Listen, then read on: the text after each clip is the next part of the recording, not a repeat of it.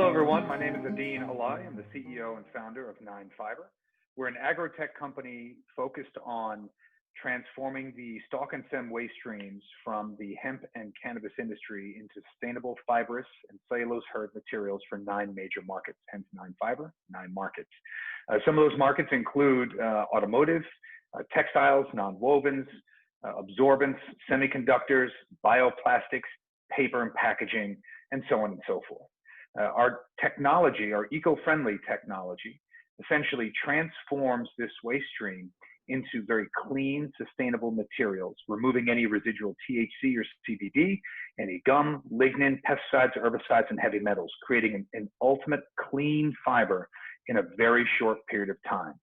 In a sense, we've reduced the current 16-day timeline to create a textile-grade fiber down to 90 minutes, emitting only water and oxygen as byproducts, and we create 2 sellable materials: fiber, which you're most familiar with for textiles and non-woven applications, but there's a whole host of others, as well as cellulose hurd, which would then be used in all kinds of applications, from plastics to composites, and more technical applications in aerospace and military.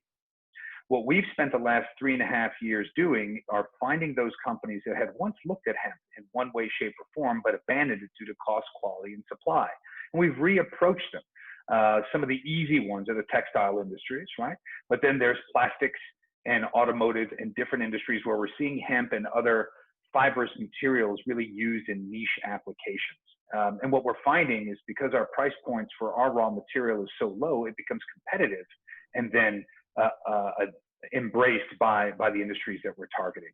So we're starting to see that that foothold happen now.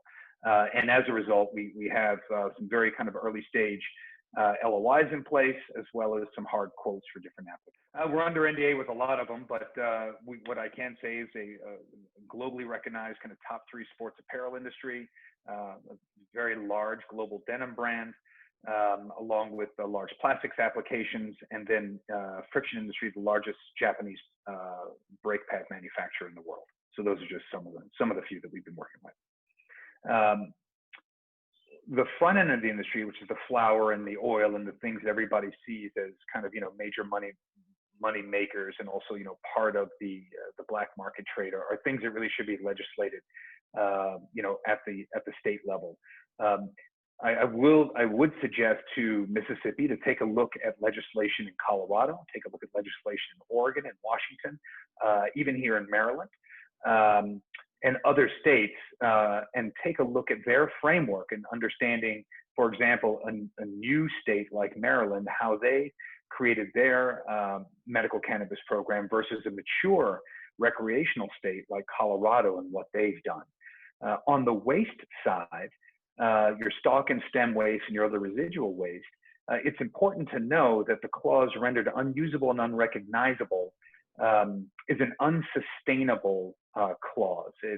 At scale, what that clause requires growers to do and processors to do is to take that waste stream, mix it with 50% or equal amounts, paper, plastic, trash, garbage, glass, what have you, and then haul the resultant kind of sum to a landfill. So for every 1 pound of cannabis waste you have 2 pounds of landfill. This is an unsustainable approach, to the point where Colorado now has a environmental issue going on with their urban landfills.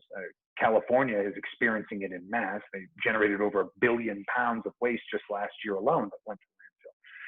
So the landfill issue, while I understand it from a legislative point of view, nobody wants somebody picking up a stalk or stem and smoking it, really doesn't play out well once the industry starts to scale.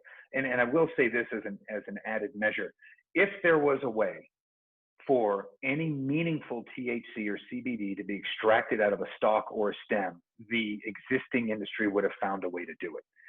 There is negligible amounts of THC or CBD left in the stalk and stem. It is commercially unviable to even try to extract the 0.0001% that's in there. So what ends up happening is that these things end up going into the landfill.